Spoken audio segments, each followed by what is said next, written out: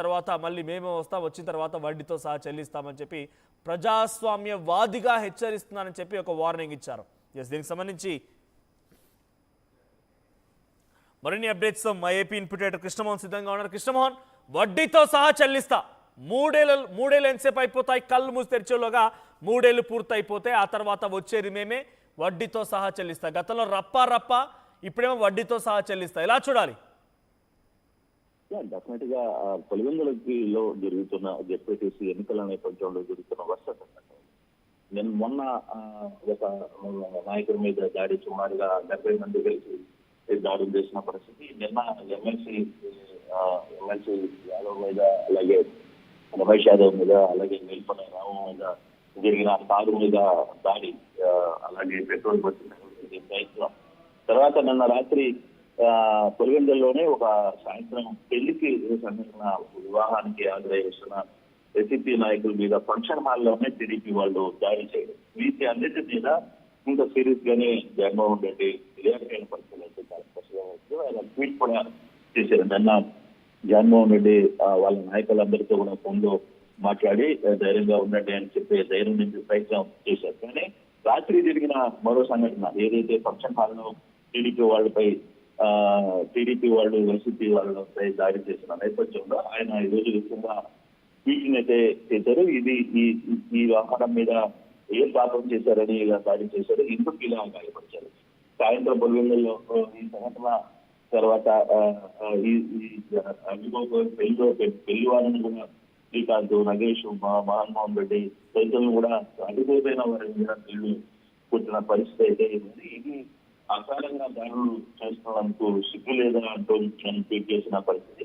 అంతేకాకుండా ఇప్పటి వరకు దాదాపు 100 మందికి పైగా వైఎస్ఆర్ కార్యకర్తలను బైండ్ అవుట్ చేశారు. ఇంకా చాలా మందిని బైండ్ అవుట్ చేసిన ఇబ్బందిగా చూడాలనుకుంటున్నారు. కానీ టీడీపీ నుంచి ఒక్కరికి కూడా బైండ్ అవుట్ చేయలేదు. ఇంకా మరింత గుంపు కేసులు లేవు, అరెస్టులు కూడా లేవు అంటూ ఆయన చాలా సీరియస్ గా మాట్లాడిన పరిస్థితి. మా పార్టీకి చెందిన నాయకుడిని బెదిరించి భయపెట్టి తమ వైపుకు లాక్కొని ఆ పార్టీ మారిన విద్యార్థి సపరేట్ అధికరించి దాన్ని అడ్డుపెట్టుకుని YS Bhaskar Reddy, Devireddy Shankar Reddy, MP Avinash Reddy, PA Raghavareddy, మరో కార్యకర్త గంగాధర్ రెడ్డిపై పోలీసులు ఎప్పుడో తప్పుడు కేసులు పెట్టారు. పులివెందుల డిప్యూటీసీ ఉప ఎన్నికల షెడ్యూల్ వచ్చిన మొత్తం చంద్రబాబు గారి ఆదేశాల మేరకు ఈ పథకం ప్రకారం కొట్టులు చేస్తూ ప్రశాంతంగా ఉన్న పల్లెల్లో హింసలను రాజేస్తున్నారు. ప్రజాస్వామ్య పద్ధతిలో ఈ ఎన్నిక జరగకూడదని, వైఎస్ఆర్సీకి చెందిన కార్యకర్తలు, నాయకులు ఎవరు జరగకూడదని పోలీసులను ఉపయోగించి చంద్రబాబు ఈ ఆదేశాలను చేయిస్తున్నారు. అక్రమ కేసులు, అరెస్టులు, బైండవులతో ఒకవైపు పోలీసులు మా పార్టీ నాయకులను కార్యక్రమం భయపెడుతూ బెదిరిస్తూ ఉంటే, మరోవైపు టీడీపీ వాళ్ళు గ్యాంగులుగా మారి ఏర్పడి మా వాళ్ళను టార్గెట్ చేసి దాడులకి పాల్పడుతున్నారు. గత 2 రోజులుగా ఇలాంటి సంఘటనలు జరుగుతున్నా తారకులైన వారిలో ఒక్కరిని కూడా పోలీసులు అరెస్ట్ చేయలేదు. చంద్రబాబు ఆదేశాల మేరకు ఈ ప్రాంత డిఐజీ కుట్రను అమలు చేస్తున్నారు. ఒక రాష్ట్ర ముఖ్యమంత్రి స్థానంలో ఉండి ఒక జెడ్పీటీసీ స్థానం కోసం చంద్రబాబు ఇంతగా దిగజారిపోతుందా అనేది ఆయన క్లియర్ గా మాట్లాడే పరిస్థితి. ఈ అంశాన్ని రాష్ట్ర గవర్నర్ దృష్టికి కూడా తీసుకెళ్తాం. ఎల్లకాలం ఈ ప్రభుత్వం ఉండదు, కళ్ళు మూసుకుని తెలిసేసరికి మరో 3 ఏళ్ళు అయిపోతాయి. ఆ తర్వాత మీరు చేసిన ఈ అన్యాయాన్ని వడ్డీతో సహా మీకే చుట్టుకుంటాయని, ఇవాళ అన్యాయాలు చేస్తున్న ప్రతి ఒక్కరూ గుర్తుపెట్టుకోవాలని ప్రజాస్వామ్యవాది గారు గట్టిగా హెచ్చరిస్తున్నట్టు జగన్ ట్వీట్ చేసిన పరిస్థితి.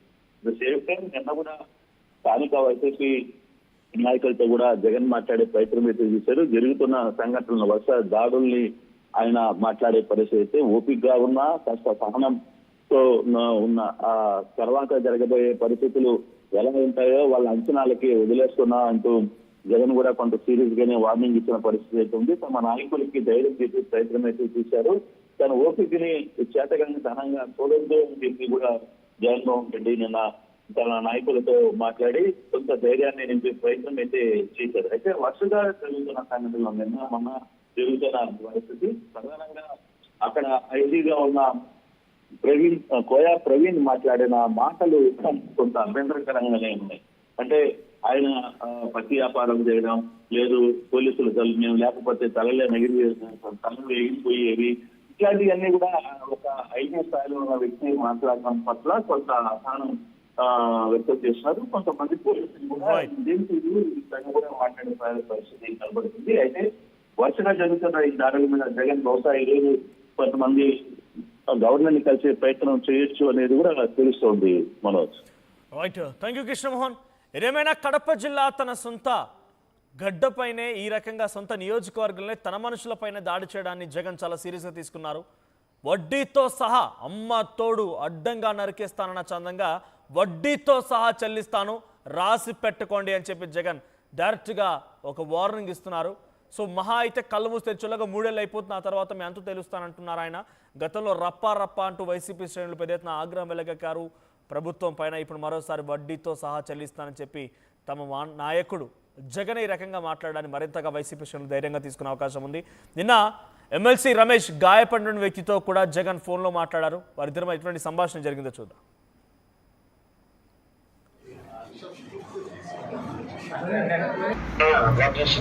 బ్లాక్ చేశారు. బ్లాక్ చేసి కంప్లీట్గా రాడ్లు ఉన్నాయన్నా, రాడ్లు ప్లస్ కట్టెలు ఉన్నాయి వాళ్ళ దగ్గర. క్యాంపెయిన్ అయిపోయిన తర్వాత మీరు బయలుదేరి వస్తున్నారు, వచ్చేస్తున్నాం. వస్తా ఉంటే కార్లో అటకాయించినారు. అంతేనా? మా కారు ముందు ఒక కారు పెట్టారన్నా, కారు బ్యాక్ సైడ్ ఒక కారు పెట్టారన్నా. పెట్టేసి దగ్గర ఒక 100 మంది పైన దిగారన్న. మొత్తం వాళ్ళు 10 కార్లు వచ్చారన్న. మా కారు చుట్టూ రౌండప్ చేసేసారన్న. రౌండప్ చేసేసి రాడ్లు ఉన్నాయన్న, తర్వాత పెద్ద పెద్ద రాళ్ళు తీసుకొచ్చినారు. దాని తర్వాత కట్టెలన్నీ తీసుకొచ్చి అద్దాలన్నీ పగలటం స్టార్ట్ చేశారన్న. కారుకు ఫ్రంట్ బ్యాక్ అంతా అద్దాలు ఏమి పగిలినా కూడా లోపలికి వాళ్ళు ఈ రాడ్లని పంపించలేకపోయారు. బ్యాక్ సైడ్ అద్దం గట్టిగా కొట్టేసరికి పగిలిపోయేసరికి అక్కడ రాడ్లు తీసుకొని అక్కడి నుంచి మన రామన్నకు ఫస్ట్ తలపైన కొట్టారన్న. తలపైన కొడితేనే నన్ను తలపైన కొట్టినప్పుడు నేను ఇట్లా ఫ్రంట్కు మూవ్ అయ్యేసరికి నా బ్యాక్ సైడ్ నా భుజం పైన గట్టిగా పడింది. పడుతూనే సరే అనేసి చుట్టూ రౌండప్ అయింది అనేసి ఇంకా డోర్లు పీకుతున్నాను, కానీ పీకలేకపోయారు. డోర్స్ అన్ని సెంటర్ లాక్ చేశాను. ఏంటో బండి పైన పెట్రోల్ పోసేస్తారు. బండి పైన పెట్రోల్ తెచ్చుకున్నారు, పెట్రోల్ పోసారు. పెట్రోల్ పోస్తానే ఇంకా బండి ఫైర్ చేస్తారనేసి ఇమీడియట్గా రామన్న అటు సైడ్ నుంచి దిగాన, నేను ఇటు సైడ్ నుంచి దిగే లోపల ఎదురు కారు ఉంది. కారు ఉంటేనే డ్రైవర్ ఫస్ట్ కారు తగిలిచ్చేసాయని చెప్పారు. ఆ కారు తగిలిచ్చేసి సైడ్లోంచి ఇట్లా తీసుకొని నేను కొంచెం ముందుకు వచ్చేసరికి ముందు ఒక 50 to 100 మీటర్స్లో వీళ్ళు పోలీసులు ఉన్నారు. వాళ్ళకి ఇన్ఫార్మ్ చేశాను ఇట్లా ప్లాన్ చేసి. ఏంటంటే పోలీసులు అక్కడికి పరిగెత్తుకుంటూ వెళ్ళిపోయాను. అక్కడికి పోయేసరికి అంత వాళ్ళను డిస్బర్స్ చేసేసి రామన్ వాళ్ళందరినీ దీంట్లో కారులో తీసుకుని వచ్చారన్న. ఇక్కడికి మన హాస్పిటల్ తీసుకుని వచ్చారు. వెంటనే ఎంపీ గారు అందరూ వచ్చారన్న. పోలీసులు తీసుకొచ్చారు. పోలీసులు తీసుకొచ్చారు.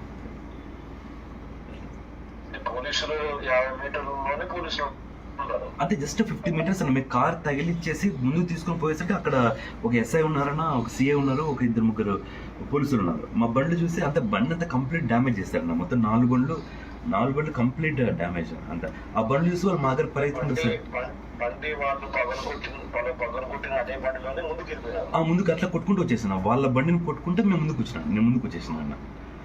ఎందుకంటే దిగేస్తే మటుకు అక్కడ ఏమైపోతుంది అంటే ప్రాబ్లం మొత్తం అంతా మీద పడతారన్న. ఆడ పెట్రోల్ పోసాను, పెట్రోల్ కూడా పోసేసారు.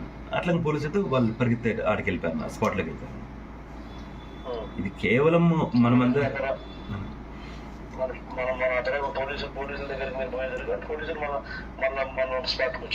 అంతేనా? మనం పోయి చెప్తేంత వరకు కూడా వాళ్ళు అసలు వాళ్ళ ముందనే 10 కార్లు వెళ్ళాయన్నా. మేము అక్కడ ఉన్నామని కూడా తెలుసన్న పోలీసులకు. అయినా కూడా వాళ్ళు అక్కడ స్పందించలే, వాళ్ళు రాలేకపోయారు. మేము మా బండ్లు చూసి ఇవన్నీ గట్టిగా అడిస్తే అప్పుడు వాళ్ళు లోపలికి పోయారు. సో కేవలం అంతే, మనం స్ట్రాంగ్ ఉన్నామన్నా, గట్టిగా థింక్ చేస్తున్నాము అందరం అనే ఉద్దేశంతోనే అక్కడ వాళ్ళు కావాల్సిగా వచ్చి అసలు మేము మాకొద్దు, మేము వాళ్ళతో అందరితో మాట్లాడేసి కారు ఎక్కువ వచ్చేస్తున్నాము. అట్లీస్ట్ ఏదో ఎదురుగా వచ్చాము, కలిసాము, లేకపోతే మేము ఏదో ఇట్లా అనే అది కూడా లేదు. మా జనరల్ అసలు వాళ్ళు మేము పోయినప్పుడు వాళ్ళు ఎవరు లేరు కూడా లేరు మా ఊర్లో.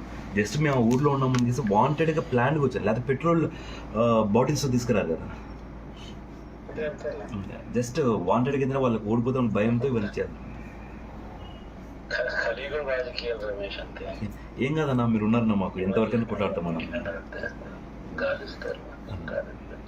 మాకు మీరున్నారన్నా, మేము వీఆర్ దేర్ ఫర్ యూ అన్న. ఎనీథింగ్ అన్న, ఇట్లా ఎన్ని జరిగినా వి నెవర్ స్టెప్ బ్యాక్ అన్న. జస్ట్ యువర్ బ్లెస్సింగ్స్ అన్న. లేదన్నా, జస్ట్ తలకు తగులుతానే ఇట్లా అందరం సైడ్కి వచ్చేసాను. వెనకాల బ్యాక్ గ్లాస్ పగిలిపోయి సార్